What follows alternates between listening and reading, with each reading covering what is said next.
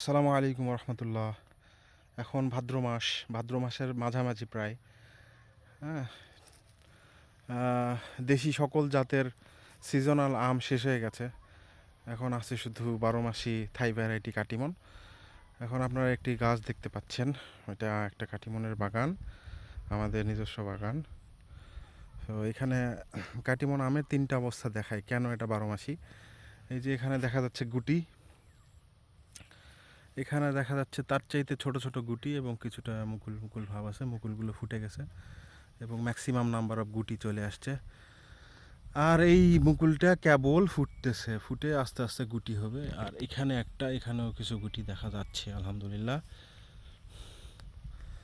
আবার এর আগের লটের কিছু আসছিল, ওগুলো আমরা এভাবে ফ্রুট ব্যাগিং করে দিছি। আমরা নিরাপদ আম উৎপাদন করে থাকি এবং আমের উপর আসলে তেমন কোনো কীটনাশক আমরা ব্যবহার করি না। জাস্ট আম যখন মটর দানার চাইতে একটু বড় হয় তখনই আমরা কাটিমনগুলোতে এভাবে ফ্রুট ব্যাগিং করে দিচ্ছি।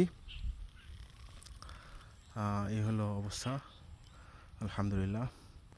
তো সাথেই থাকবেন বছরব্যাপী।